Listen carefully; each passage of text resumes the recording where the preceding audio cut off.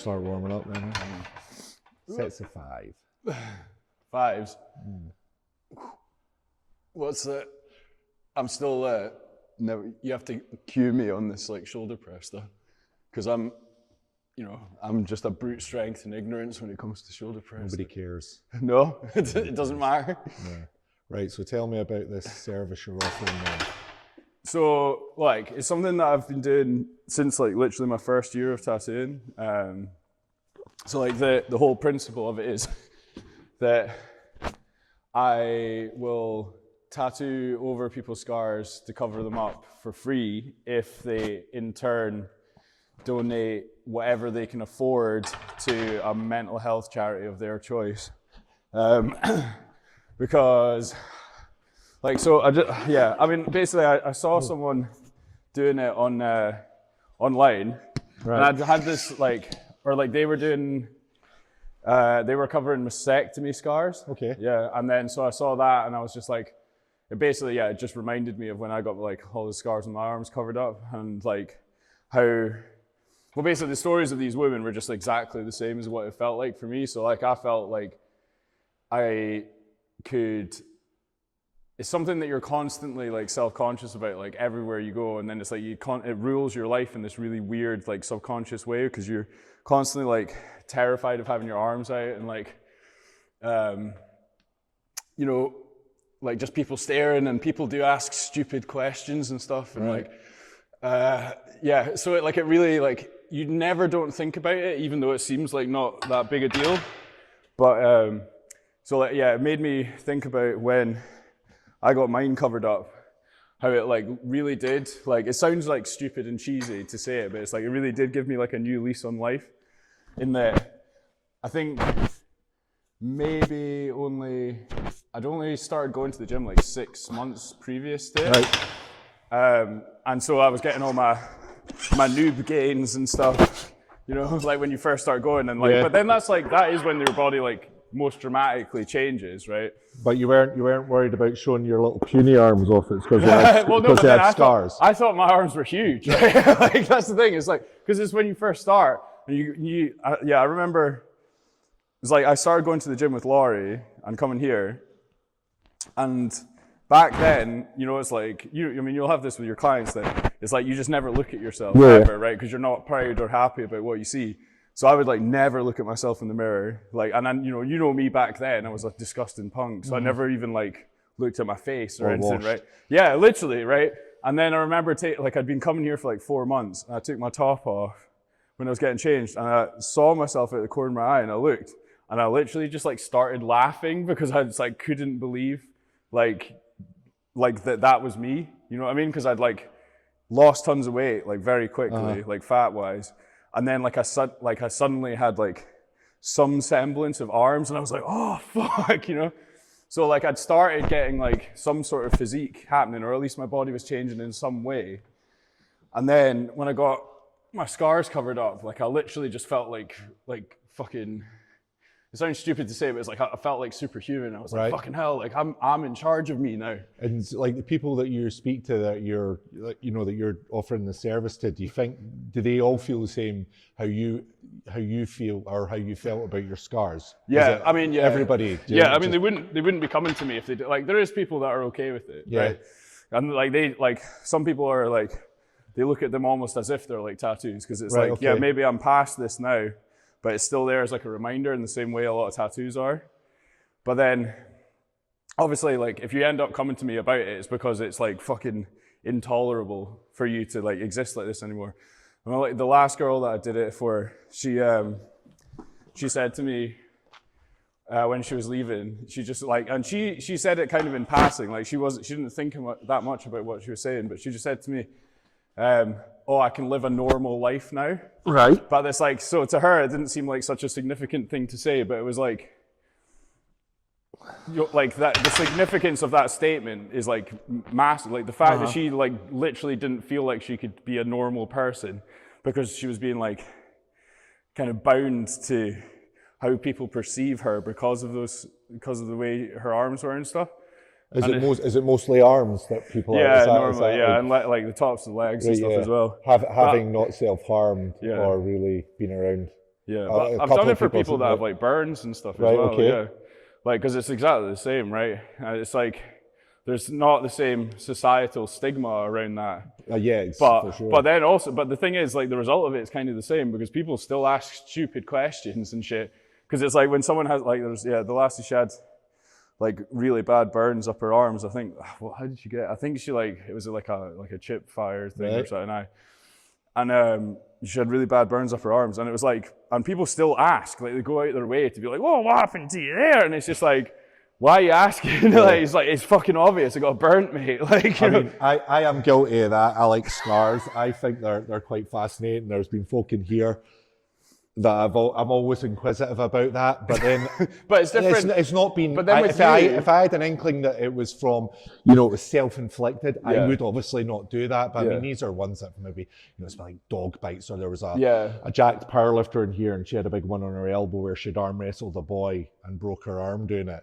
What, it was poked out? Yeah, Oh, so that sort of thing. But scars make you interesting, like your little action man figure that you have. No, totally. I mean, but but also with you, when you're asking, that's not like the fucking first thing you ask them, right? You've been PTing them and for... they're in here, so you're building up to. I wouldn't go up to a stranger in a bar and say, "Oh wow, what's all this?" But that's literally what I'm talking about. and that's literally what people do, and it's just like, and I think like, I don't know, like if some, because it's always like the ones that I've been told that it was this thing where someone just came up to them and asked, it's normally like they'll have been in a bar and they're like a very pretty girl. Right. And it's like these guys are like using it as like a fucking way to get fired in. And it's just like, mate, it's like it could not be a worse. You're just like firing straight in and making them feel so uncomfortable that they fucking want to like evaporate, let alone, Yeah. So let you buy them a drink. Yeah, exactly. Yeah.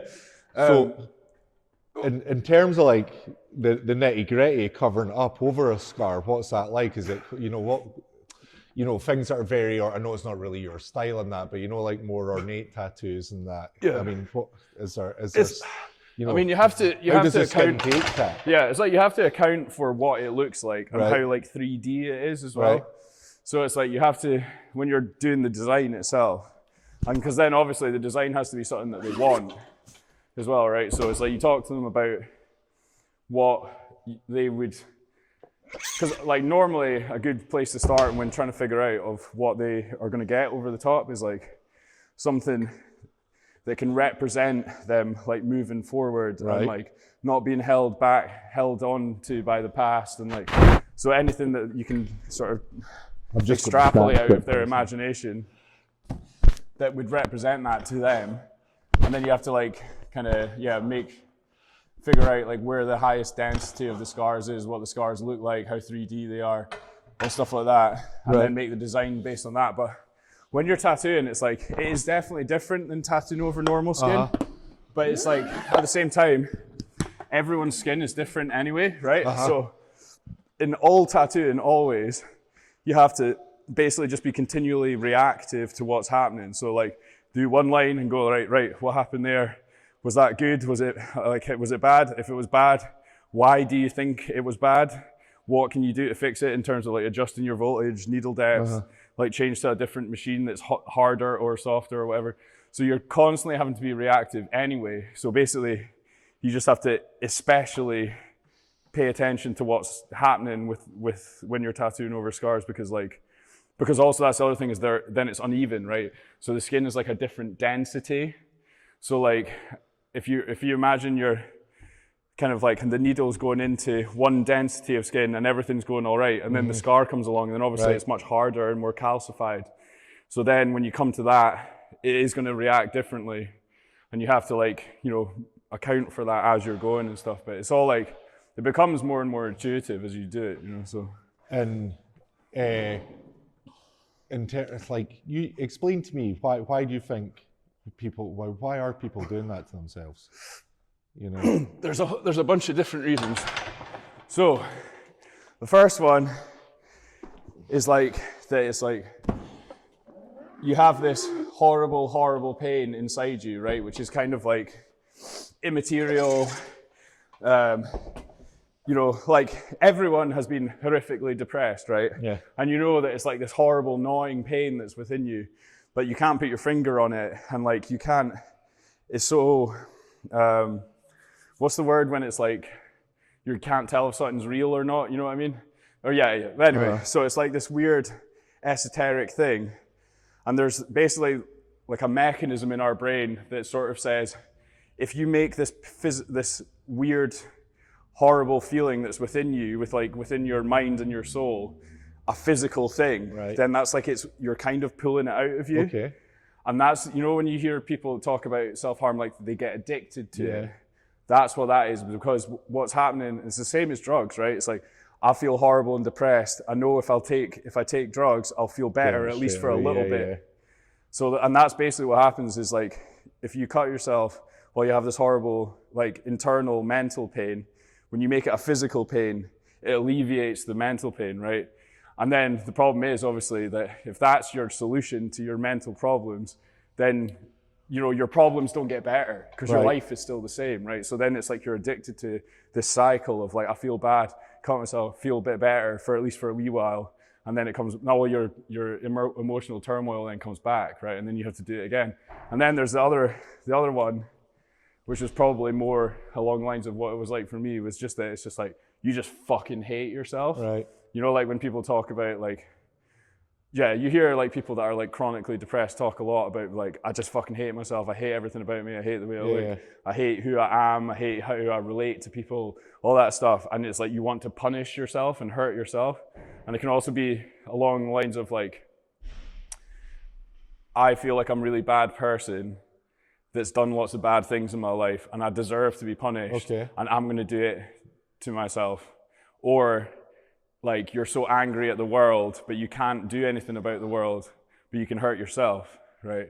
And then that makes you feel like you have this like element of control that you otherwise wouldn't have. But obviously that's not true, and it's not helping at all. It's like, it's only making things worse. But so it's like, it doesn't have to be logical to be the reason why, right? Yeah, I was going to say, like for a lot of people, do you think it's something that happens over like a number of years? I mean, it's not like I'm saying you outgrow it. But, you know, I mean, some people do though, right? Yeah. Like but like, you know, like depression, you know, it might have a start, a middle, and an end, and it could always be there. But then it can come back as well, right? It's like, because it also depends on, if we're talking about depression, like. Do you find it's more prevalent in younger people? Oh, yeah. Well, yeah, because younger people don't have any evidence. They're not sure how to. Yeah, because they've not had the time to learn how to cope with things. And they've not, also, I think when you're young, when something bad comes along, you don't have like, you've never skills. You do, and your coping skills. But you also don't like, so you don't have your coping skills, which is your actual physical things you do to make yourself feel better. But you also don't have the perspective of like, something really bad happened to me a few years ago and it was horrible for a long time, but then it did get better. Like when you're young, you've never had that because it's the first time anything bad's ever happened to you, you know? So I think that's, like. But so for people that are suffering from those feelings, I mean, like, what help is there? I mean, yeah, man. Well, I mean, do people tend to keep that quite close to their, you know, like you're saying, you know, the arms, you know, it can be quite visible in that. Here, a lot of people do that. You're not wanting people to see. So, or, you know, parents are maybe not aware, friends are maybe not aware. They try to keep that close to their chest. So maybe, you know, they can't get help from, I don't know, counselors or the doctor. I remember when I was a teenager, because my parents were so fucking strict, that I just had to hide absolutely everything from them, right? Because it's in my head, I was just like, it doesn't matter what I tell them, I'll just be punished for it. You know what I mean? Like somehow. So like, I just felt like I had to hide absolutely everything. So then, you know, it's hard when you're like a teenager or whatever. How old were you? How old were you when you were? Like 14. 14, as young as that? Yeah. Well, I mean, I started going to school drunk when I was like 15. Really? Yeah. So, like, I mean, I think, when I was a teenager, you also, I don't know, like, I didn't feel like I felt, you know, it's that thing where, I'm not depressed enough to go to the doctor about it. That's for people that are way worse than me. And then also when you're a teenager, like, booking your own doctor's appointment doesn't seem like a thing that you can even, you know what I mean? It's like, God, I used to still take my mum when I was 16. Yeah, exactly, right, yeah. Yeah, but it's because you don't. To the gum clinic. Well, you've never, exactly. You're not. No, but I mean, it's true though. It's like this thing where, like, you've never had autonomy, right? And you've never had autonomy until you do it. you have to do it to feel that you are comfortable enough to do stuff on your own, right? So until you do it the first time, yeah. And I suppose, and back then as well, like, you know, it's not that long ago for you, it's for me, but being a teenager then, there's still that huge stigma around mental health, and it's not, things weren't as accessible as they are now. Yeah, as well, so. You were a teenager in like the 90s, right? Yeah, I left school in 94. Yeah. So. Well, yeah, I mean, like, so I would say when I was young, it was... I don't even think we talked about depression No, then. exactly, yeah. So I would say when I was young, people had started talking about it, but it was still like, you'd still get made fun of for it and stuff like that. Yeah. But it was kind of like your close mates would be okay. But I mean, fuck, man. When I stopped drinking, like basically I had to just completely remove myself from like the punk like scene for years, because like it was, you know, like when I would be like, oh, I'm like, people would be like, why are you not drinking? And I'd be like, oh, I'm quitting because like I needed to.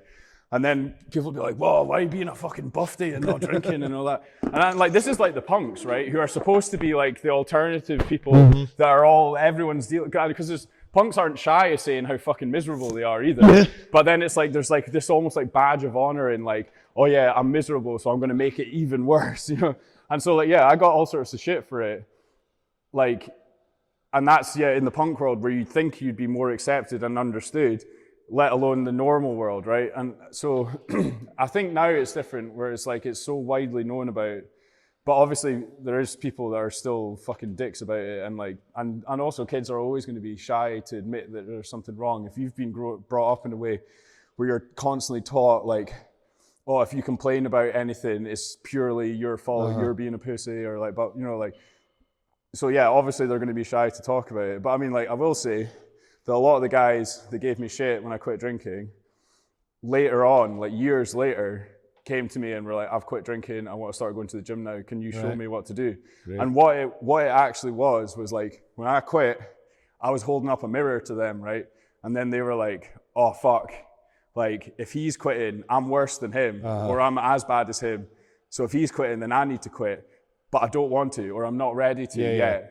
So what I can do is make him feel bad about it till the point that he starts again, and then I'm off the hook. Yeah, right. It's all about acceptance, isn't it? Everyone, exactly. that's everything's, they're wanting you to do it to justify why they're doing it. Yeah, exactly. But and I don't think that what I just described there, I don't think they consciously thought that. I think that's just... It's just what it's. I mean, everybody's guilty of that. You know, you go on a night out, somebody's not drinking, they're doing their level best to make you have a drink. You know what I mean? Yeah. I don't know why they're trying to sabotage you and everything. Yeah, but then it can also just be like... That's guys for you probably though. Yeah, but well, yeah, and it's like they just can't see past like... Well, everyone always wants... to have a good time. Yeah, exactly. And it's like... Well, it's also... Everyone just wants everyone else to be on the same wavelength with them. It does... Like, I mean, I feel fucking weird. Even when I'm choosing to be sober, I feel fucking weird being around people that are all very drunk. Because it's just like, we're not on the same wavelength. And like... And then vice versa as well. If you're really drunk and everyone else is sober, you should feel fucking weird about it. You know? I was out a few months ago in Edinburgh, and I wasn't drinking, all my mates were, and then I was like a shot away for an early train, and normally my best mate would be doing everything, kicking and screaming to keep you out, and I came back from the bathroom and I was like, right, that's me, I'm just going to head and get the train, and went, all right, see ya. It's like that, he's like, you're ruining the night. Yeah, he's just like, get out. You're not one of us. Right, what helped you? Well, yeah, so I think, like, obviously I had huge issues with, like, drugs and alcohol and stuff from a very young age. And then it was like, so it was that already, and then my brother killed himself. So then after that, I was just like, cool, I'm going to drink myself to death. And then so I have, like, 4 or 5 years of that. And then I had this, like, week of kind of epiphany of, like, I realized that basically, for one, no one cares except your mum, right? And then 2, like, I was like, do I want my life to be defined by all the terrible things that have happened to me and how much pain I'm in? Or do I want my life to be defined by everything that's good about who I am and all the great things that I could do in the world? And when you ask yourself that question, it's like, there's only really one answer, right? Like, so then I was like, right, something's got to be done here. And Laurie had already started coming here, and he was working for a year at least, actually. So then I was just like, yo, can you take me to the gym and show me what to do? Because like, ever since I was a kid. He was your bro. Yeah, He was like exactly. protege. Yeah, no, I was, he was like my mentor, right? And then, but I was like, I'd always been like into like, I was obsessed with like the strongman competitions and that when I was growing up. Yeah. And you know, fucking Dragon Ball Z and like all that. So then like, I'd always like been really interested in like being big and strong and stuff.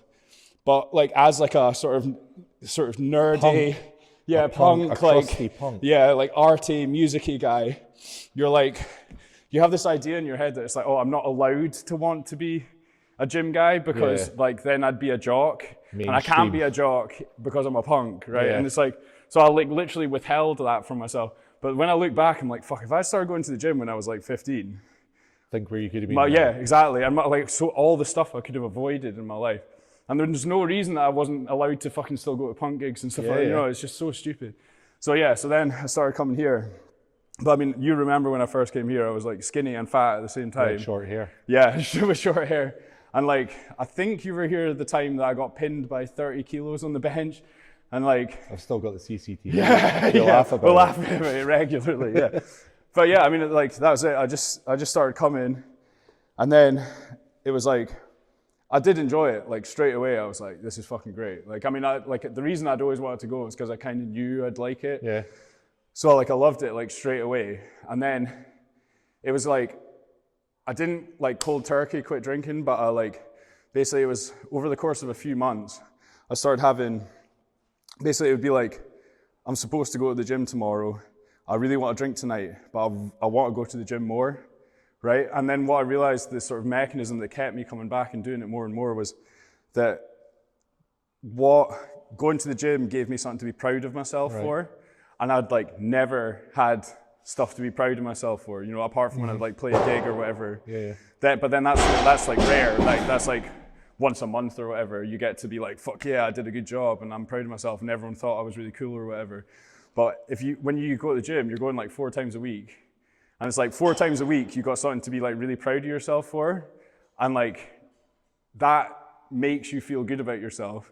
So then you get that, which gives you like fuel to then start making the actual important changes in your life that are structurally going to make your life better. Because I think the problem is, like a lot of the time when we talk about depression and stuff, actually people, like when people are like, oh, I must have like a serotonin imbalance because I'm so depressed all the time. It's like, or it's that your life is fucked and your brain is telling you, get out of this fucking cage. This cage is killing you. You need to do something different. And yes, obviously there is a lot of people that literally do just have a chemical imbalance, but it's not always the case, right? And a lot of people, like, you need to like identify what it is that's like making you feel trapped and crushed and your spirit is just getting beaten down, and then be like, what can I do to change that? And for me, so that was the case with me for sure. Like my life was, I just like spent years destroying my life on purpose. And then so I was feeling the results of that. So then, like, what the gym gave me was, like, life force to be like, I'm going to make all these changes and I'm going to work really hard to pursue the things that I know will make my life better and make me happier.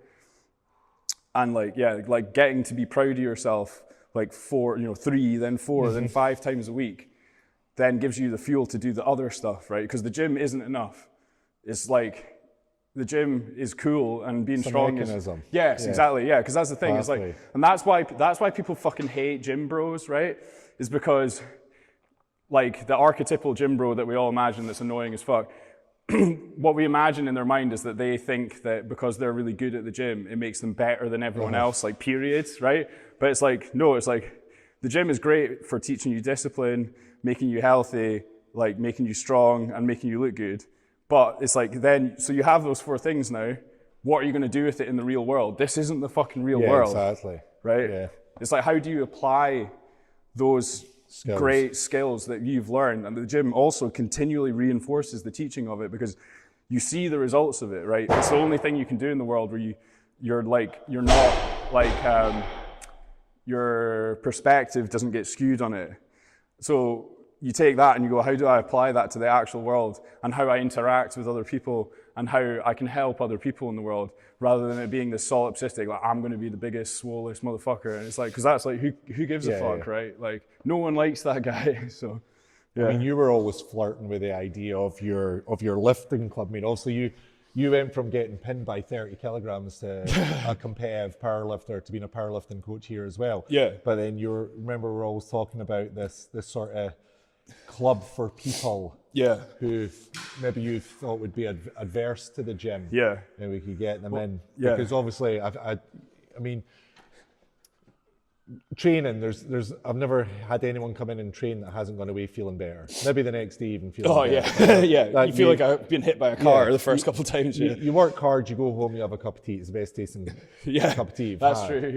Yeah. But do you think, like, for some people, like if you go back to the self-harming thing, that are unhappy with themselves, I mean, do you think there's any that, you know, coming to the gym or doing some other pursuit could help in any way? I mean, again, it's like mental health, isn't it? Well, I mean, I like everyone I said, says, you know, exercise, it does help with endorphins and things. But I mean, but when you hear it just like that, it's like, that sounds like nothing. bullshit. Well, I've got to go for a run.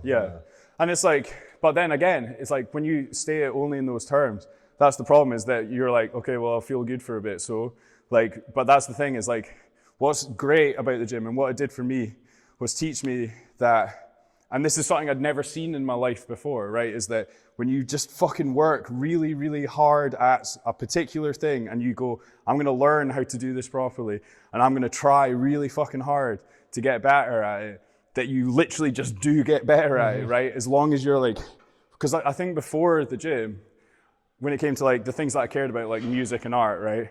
I really did coast by on my natural ability, which, by the way, isn't that great, right? So like, glad you say that. But it's like, so like I'd coast by. I never really properly like worked at it and like deconstructed it and went like, what is it? Where is it that I'm failing? And what can I do to make that better? But the best thing with powerlifting is that's all it is, right? So it's like, you know how much you're capable of lifting. So then you go, right, I'm going to analyze the way that I lifted that. And then I'm going to go, where did I fail myself? What could be better about it, and how can I make myself better at it? And then you do that, you work on those specific things, and then, you know, a couple months later, you try the same thing again, and you're like, fuck, I'm better at that. And that's the first time that I'd ever basically seen in my own life, like hard work coming to fruition. And then you get that, and you have that lesson, and you go like, right, well, what else can I apply that to?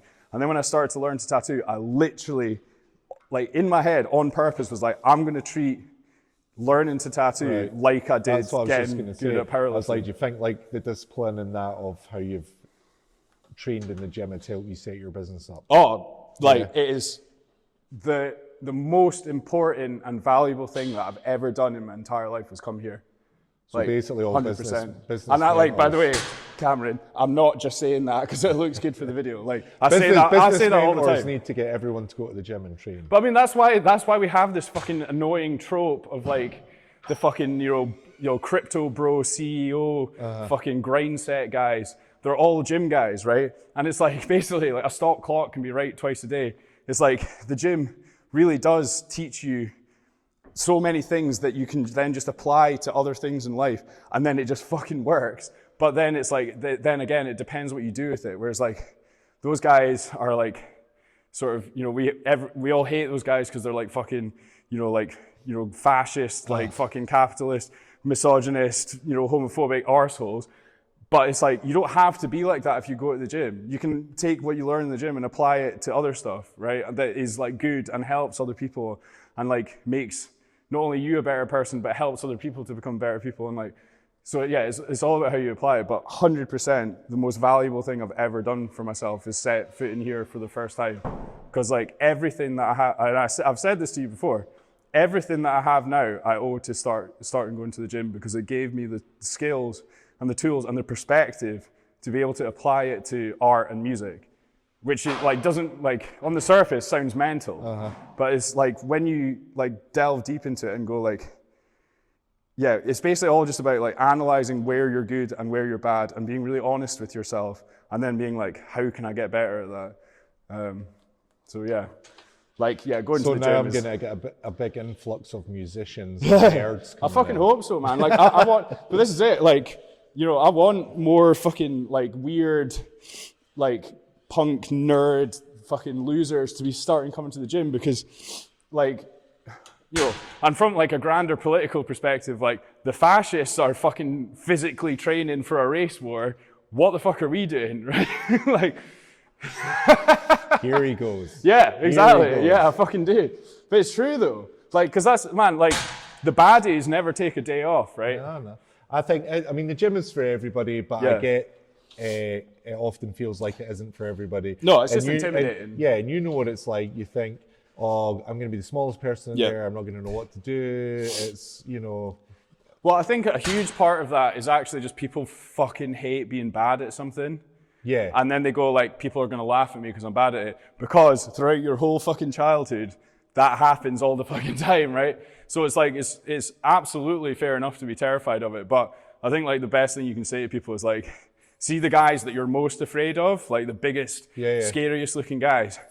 Like, they do not know you exist. Like They've not noticed you. No, like literally they're too busy being like, oh, like, you know, like. You're still under 100 kilograms. You're not on their radar. No, yeah, but you just don't exist to them because, well, basically the worst ones are so narcissistically focused on themselves that they literally don't know you exist. Yeah. And then like. I mean, you walk past everybody and ignore them in here, don't you? So you're guilty of that. Well, yeah.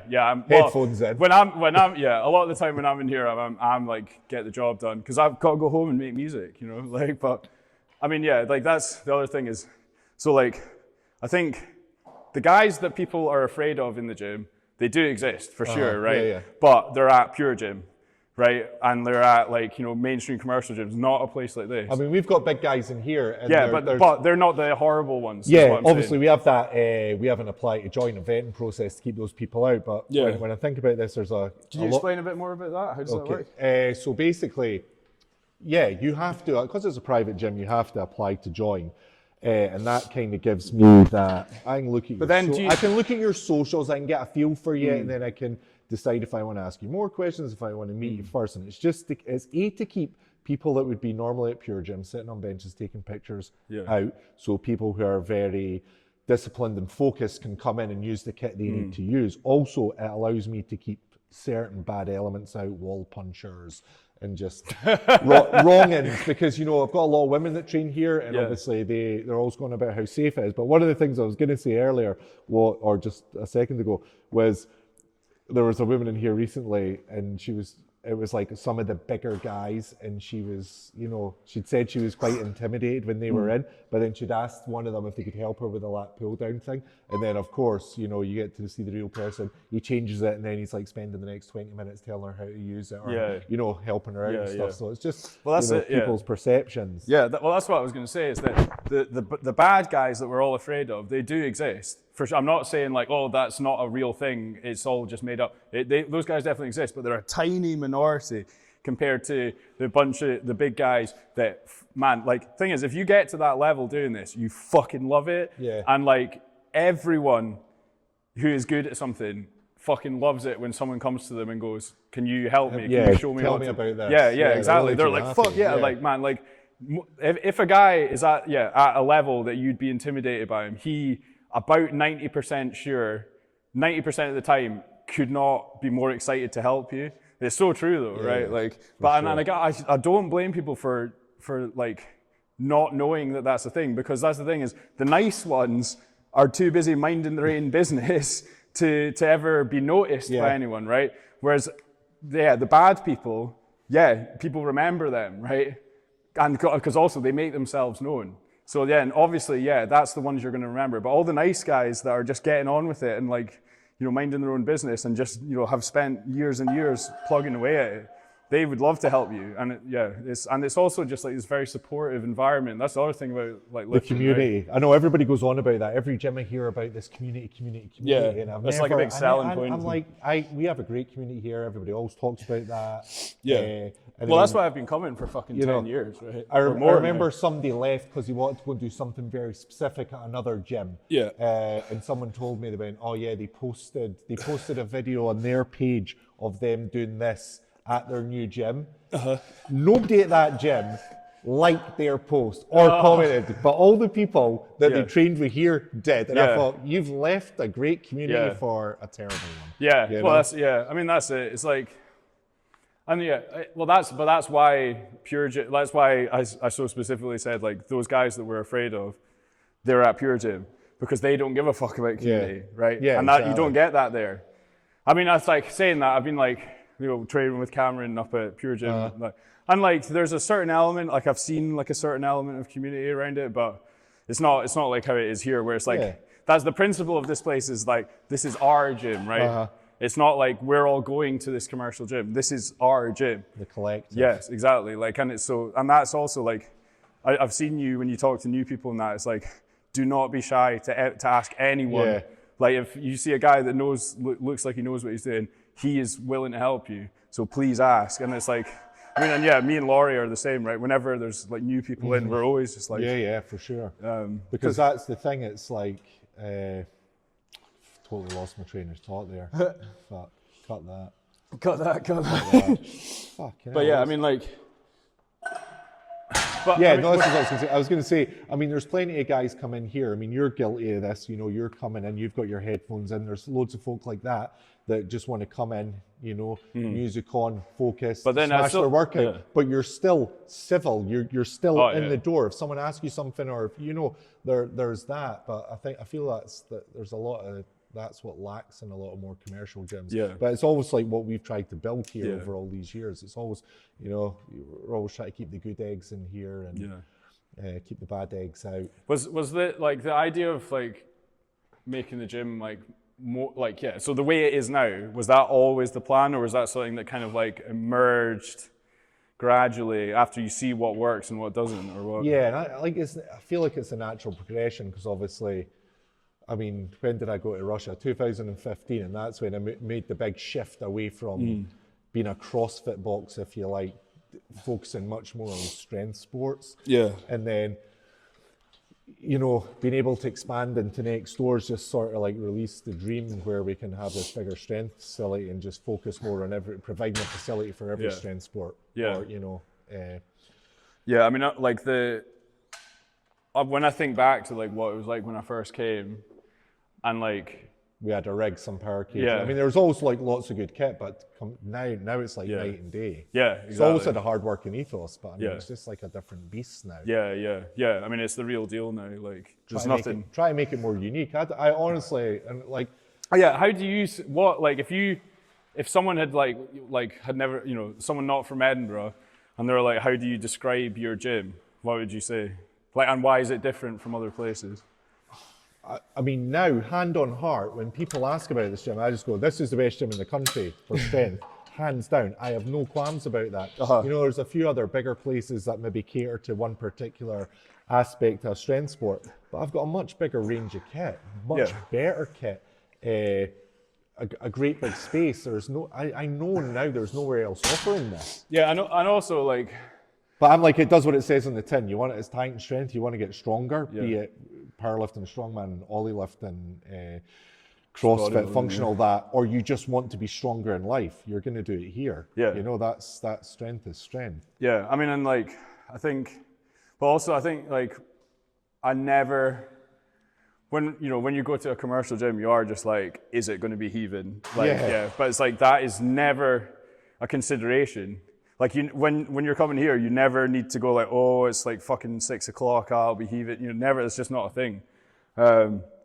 It's just like a really good balance of everything. Well, that's it. Yeah, and that's the thing. It's like it almost seems like you shouldn't be able to have such a well-equipped gym that isn't absolutely fucking heaving. I know, that does sort of annoy me, but at the same time. Oh yeah, because for you it's less money. Yeah. So I'm secretly trying to keep everyone out. And then Somebody was moaning about Saturday. They were like, God, it was really busy on that when I came in at 9 o'clock. I almost had to wait for something. I couldn't get on that one machine that I wanted. Yeah, I was like, well, what about all the other stuff? They're like, I'm not really sure about the other stuff. I just like on a Saturday morning to do these machines. I was like, all right. Yeah, but that's it. Yeah, it's like, well, try doing that at Pure Gym, mate. Yeah, exactly. Yeah, I mean, it's like, being a powerlifter at Pure Gym is just, it's not a thing. And there's lots of them as well, and I always just laugh. I'm like, well, why do you want to train in some budget place with shit plates, with crappy bars? I'm like, you're not really investing. If you're telling me you're a competitive powerlifter, I'd argue that you're a hobbyist at best, because you get in a proper place. Yeah, well, yeah, exactly, and be surrounded by people doing the same shit as you, taking it seriously. Because that's the other thing. It is, it's the same with art and music. When you're, and the classic saying, if you're the smartest guy in the room, you're in the fucking wrong room, right? So if you're like, it's all well and good being the fucking strongest guy in Pure Gym, but if you're the strongest guy in Pure Gym, you're going to stay exactly that strong forever. Well, I know quite a few people like people in strength sports that they train at Pure Gyms, and I'm like, it's purposely because of that, because they want to make themselves feel better. Like they're the strongest person. Fuck, man, like, I'm not fucking above feeling a bit smug about myself when I am the strongest guy in Pure Gym, right? But like, it's like, I'm not gonna fucking base my whole training around that, right? You know what I mean? Because it's pointless, because that's the other thing. It's like when people, like, you know, friends of ours who take a lot of steroids, and they've been to me like, why do you take so little? And I'm like, because I don't want to just max out. Like, I want to be doing this and getting better, at least somehow, like hopefully forever, right? Until I die. So like that's the thing. I don't like.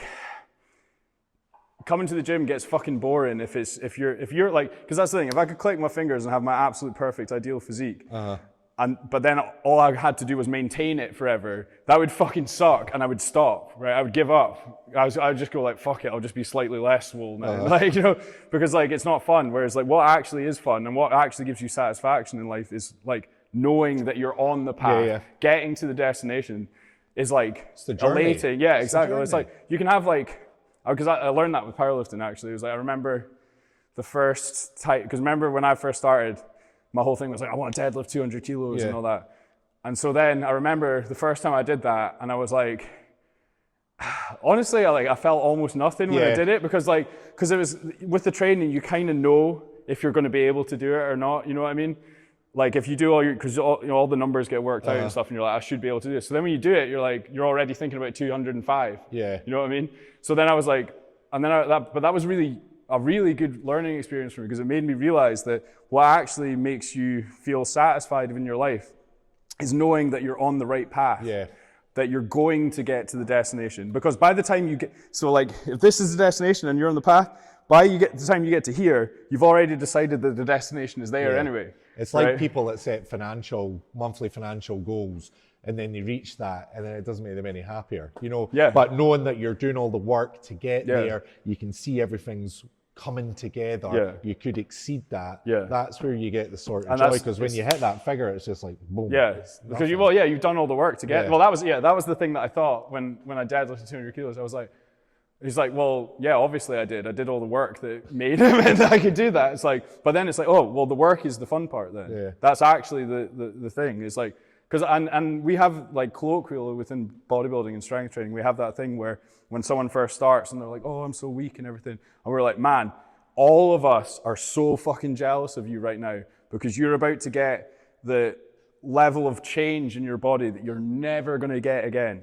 ever. Right, so like every week. Yeah, exactly. Yeah, imagine going back to this, like after like decades of fucking grinding away. Imagine if you had a week where like you came, or like a month where every week you came in, you fucking smashed like an extra 10 kilos. Like that'd be mental. That's the most fun phase. Yeah, exactly. So like that's it. It's like that's another thing for people that are scared of coming in, is know that all of us guys that are been at it a long time, we're all jealous of you. Actually, it's not the other way around. Like when they think that they're jealous of us because we've got big muscles or whatever, but we're actually jealous of you because you are just getting to start the journey, and the start of it is the best, most awesome, fun part, where you get to see the fucking majesty of what is physically capable, right? So I miss those days. Like, but remember, like I was saying earlier, it's like the first nostalgic now. No, exactly. Well, I mean, it is that thing. Like I said earlier, like the first time that I took my top off, and I actually looked at myself after coming here for like 4 or 5 months or whatever, and like I just couldn't stop laughing because I couldn't believe what I was seeing, Yeah, it was so awesome. Hold on to that feeling. That feeling. Right, Jamie. Cheers very much for that. Is that it? Yeah, I think that's right. That gave us loads. Yeah, nice. That was good. Oh.